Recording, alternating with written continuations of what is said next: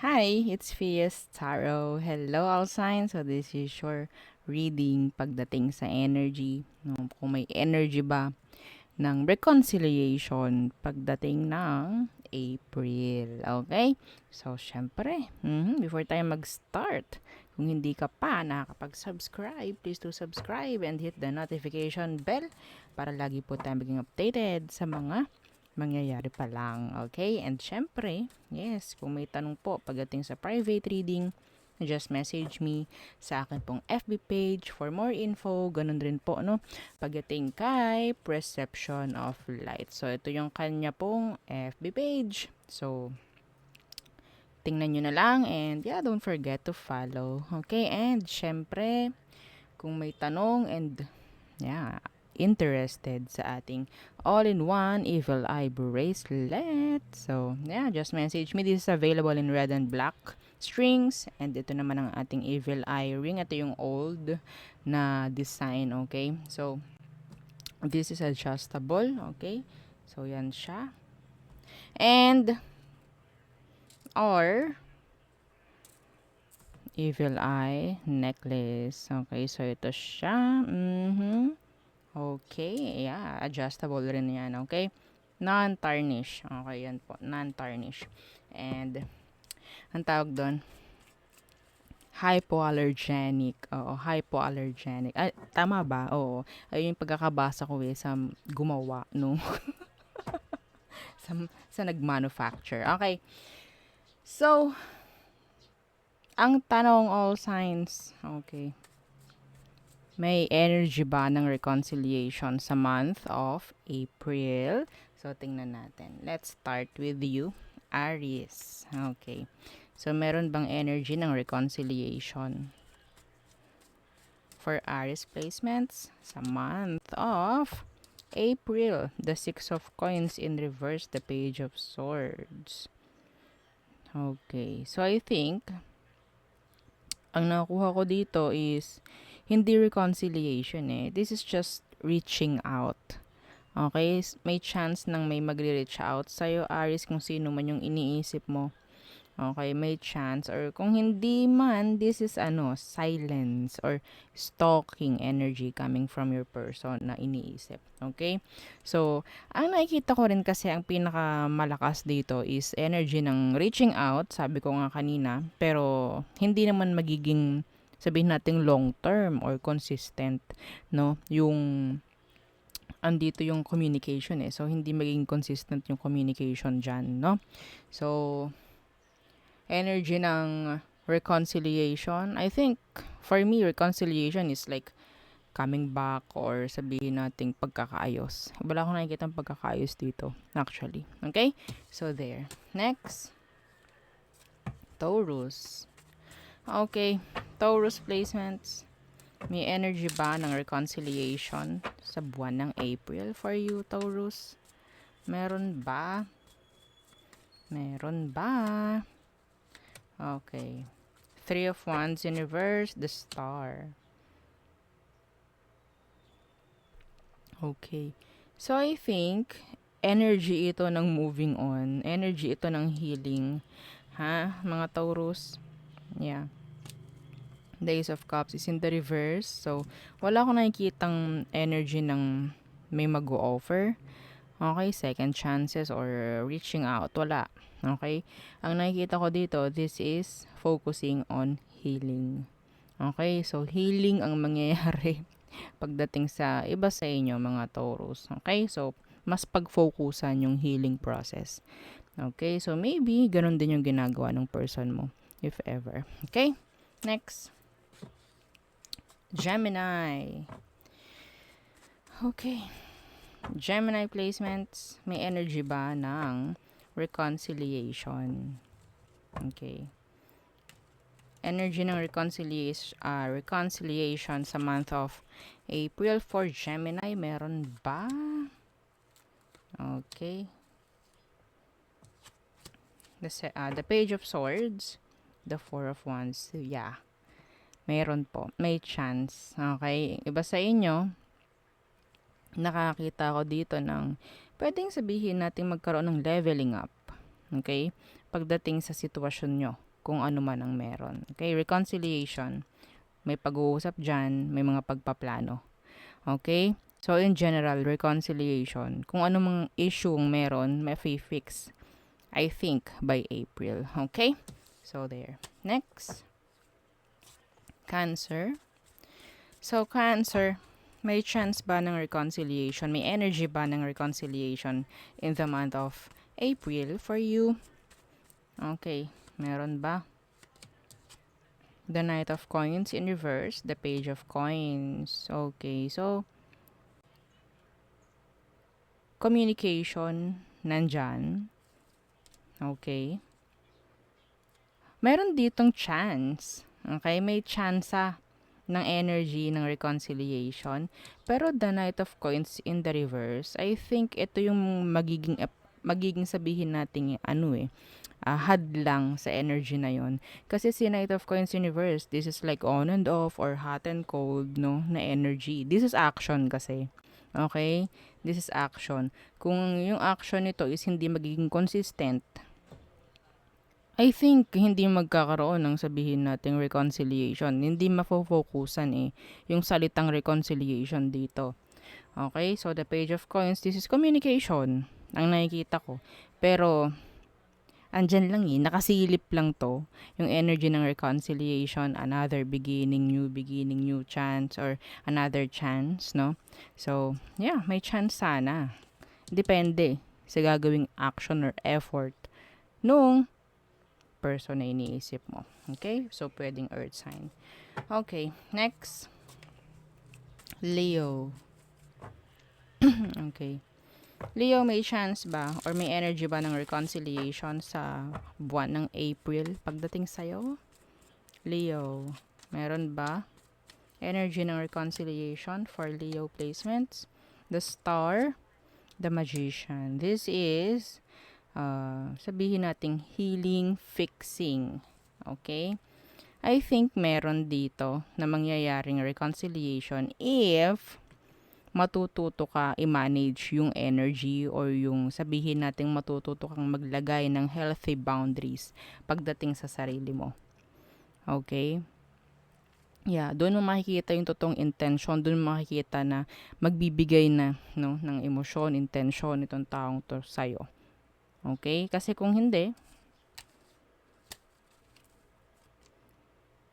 parang ikaw ang parang sabihin nating, parang didepende kasi sa'yo yung person. Kung nakikita ka niyang pakabulhabol or lagi ka nandyan, wala pong mangyayari.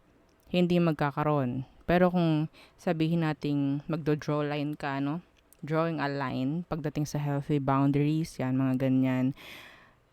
I think, yeah, andun kasi yung respeto, pagdating sa sarili. So, nakikita ko, may chance, if ever, na sabihin nating i-respect mo yung sarili mo.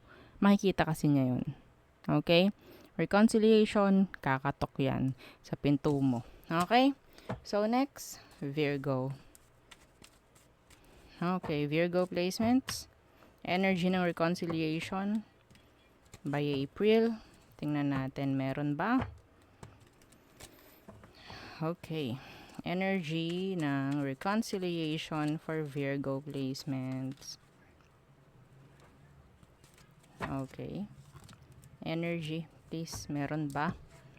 The Empress. The Four of Wands in reverse. Okay, I think meron. Okay. So, the Empress na nandito, this is something like grow, nourishing, growth, okay, pagle-level up, pagdating sa isang issue, pagdating sa connection if ever, sa relasyon. Okay? So, yun nga lang, kailangan mo munang hindi ito isipin at mag-focus ka sa goals mo, mag-focus ka sa sarili mo. Virgo. Okay? So, huwag mo munang masyadong kakaisipin kung anong issue meron sa inyong dalawa, sa relasyon or sa connection. Okay? May magre-reach out. Meron. Kasi magkakaroon to ng takot kung sino man ito, Virgo. Magkakaroon sila ng takot na baka mamaya totally mawala ka na sa kanila. Like that. Okay? So, yeah.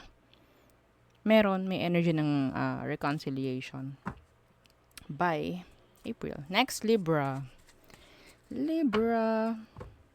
May energy ba ng reconciliation sa buwan ng April for you, Libra placements? Libra. Okay.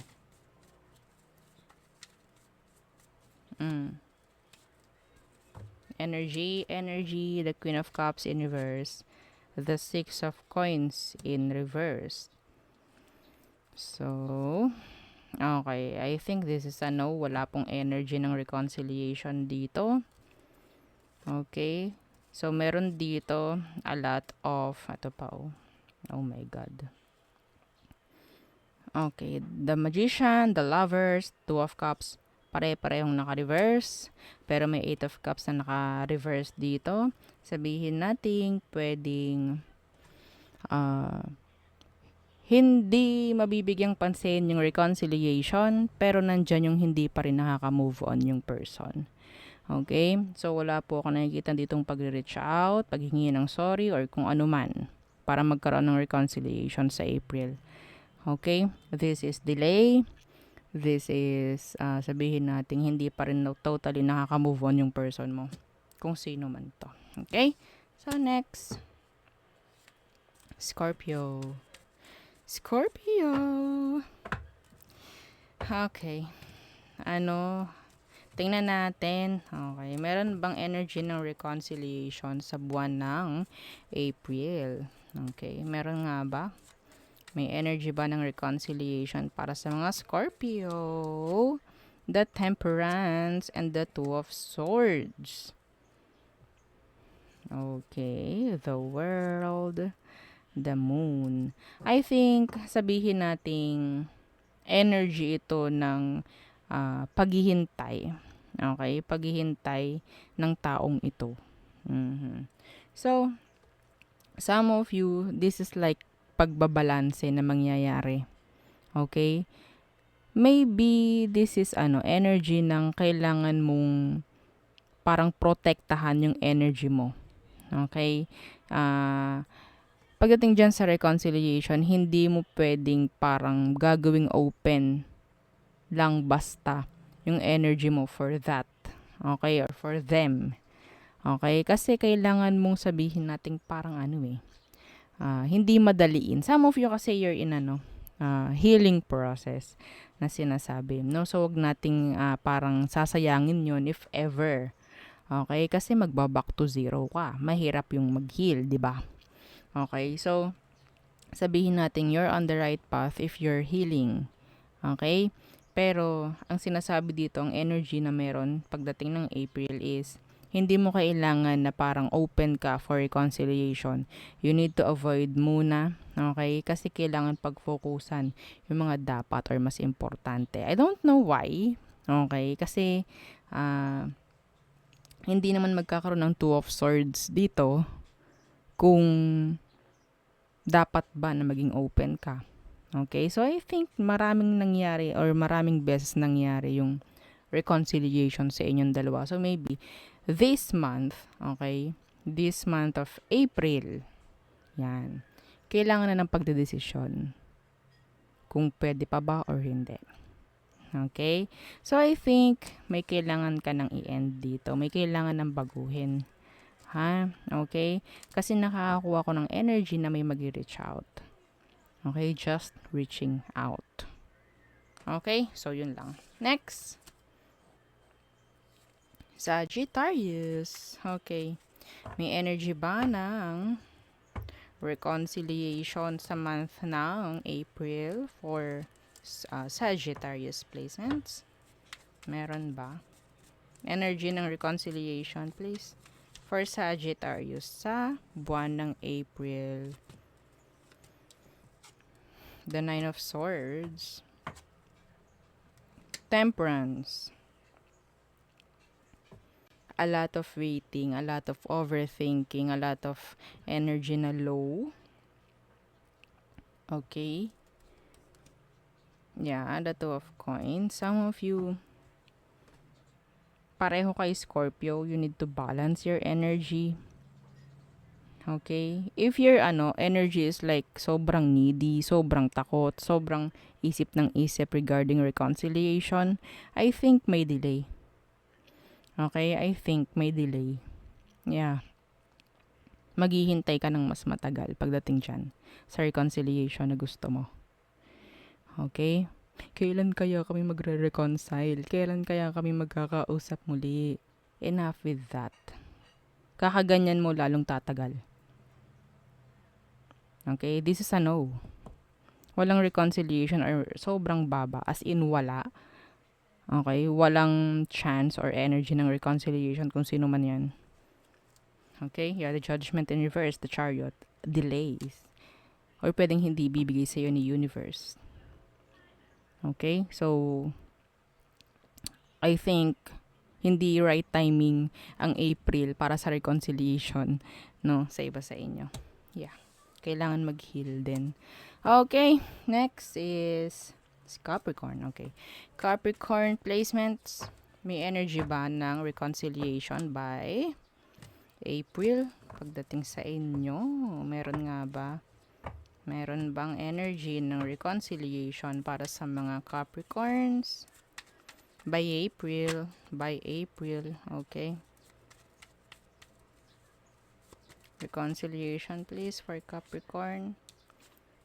Meron bang energy sa April? The Chariot in reverse. Death in reverse. Okay.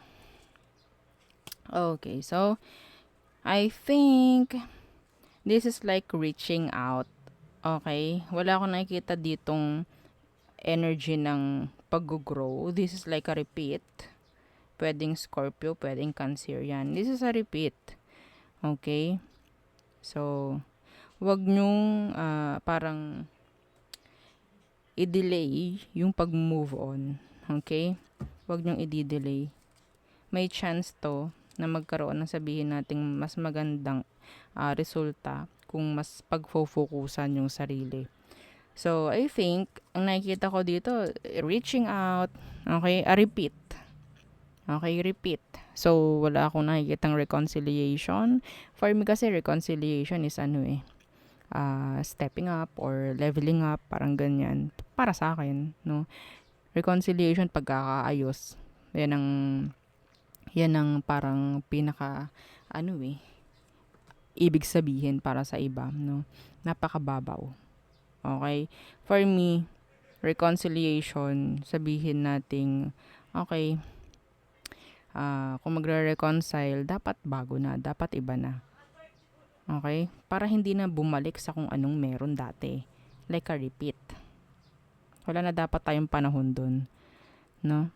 Kung kailangan magkaroon ng pagbabago, yeah. Some of you, hindi pa rin moved on. Hindi pa rin nakaka-move on. No? So, pwedeng yung person mo is hindi pa rin. Some of you need to focus on moving on. Okay? Yeah, energy ito ng moving on. Reconciliation, walang walang mangyayari sa reconciliation na to kung hindi pa kayo nakaka-move on. I don't know. Okay, I don't know. Kasi parang yun nga, uulitin nyo lang eh. Nasaan ang magiging reconciliation? Nasaan yung magiging energy ng parang pagbabago? 'Di ba? Makakapag-reconcile ba kayo kung hindi pa kayo move on sa isa't isa? If ever na babalik, 'di ba? Kung nandyan pa rin yung mga hinanakit mo, trust issue whatsoever. Anong mangyayari kung nandyan siya? May chance ba ng reconciliation doon? Wala. Okay? So, next. Aqua. Okay, Aquarius. Okay. May energy ba ng reconciliation by April for you, Aqua? Okay. Aqua, Aquarius. Chance, energy ng reconciliation. The Ten of Cups in reverse, the High Priestess. Okay. The Page of Cups. Messages. Yeah, messages. I think yeah, meron. May energy ng reconciliation by April for some of you. Okay? So, meron ditong paghihingi ng patawad. Nandyan yung pagsasagot ng mga, sabihin nating mga naging katanungan before. May pag-e-effort dito. Okay? So, yeah. Yan ang nakikita ko, the Ten of Cups in reverse. Kasi pwedeng, andyan rin yung mga mapapagtanto niya, the High Priestess. Like, okay, I think this is not good, no? Andito yung parang energy na, tama ba yung ginagawa ko? Yan. A lot of realization siguro ang mangyayari by April. Kung sino man tong taong na to. Gagawa ito ng effort by April. Okay? Reconciliation is coming. Andyan yung pag-forgive. Okay? Nandyan yung messages. Okay? So, there. Next. Pisces. Okay. May energy ba ng reconciliation for Pisces placements sa month ng April? Okay. Yeah. Don't forget to like, share, and subscribe. Okay? May energy ba ng reconciliation for you, Pisces? Oops. The 9 of coins in reverse. The 7 of coins. Okay? Kung ang energy mo raw sa ngayon, excuse me, is parang kulang na lang lumuhod ka sa universe, kay universe para ibigay sa yung reconciliation, hindi ito mangyayari. Okay? Bumababa yung frequency mo. Ha? Okay? Yeah, the Page of Cups in reverse. Hindi ibibigay. Yes, hanggat hindi mo na ibibigay yung attention na ibinibigay mo patungkol sa reconciliation, kapag hindi mo ibinibigay pagdating sa'yo, yung parang kagustuhan na makuha yung reconciliation, at hindi mo yun parang ifo-focus sa sarili mo, gusto ko yung sarili ko muna. Doon mo makukuha. Doon mo makukuha kapag nag-focus ka sa sarili mo. Hindi yung parang asa ka ng asa sa reconciliation, andyan pa rin, nakatouch ka pa rin sa wala na. Huwag ka na mag-expect. Yeah, huwag ka na mag-expect kung ganun yung energy mo. Sana kami magkaroon ng reconciliation kahit hindi sa April, mga ganon. You need to let go of this situation or sa kung ano man ito na parang binebeg mo. Kailangan mo. Lahat gagawin mo for reconciliation. That's a big no. Huwag mong gagawin. Hindi ibibigay sa'yo. You're just wasting your time if ever. Okay? Napapagod ka lang, naubos lang energy mo kakaganon. Okay? Para kasing lumalabas na napaka-importante ni reconciliation para sa akin. Yung energy na ibinabato mong yun, ibato mo sa sarili mo. May chance pa na makuha mo yung reconciliation. Okay? Na gusto mo. Okay? So, yun, ang ating nakikita for you all signs. Again, yeah, don't forget to like, share, and subscribe, and follow our FB page. Thank you. Bye.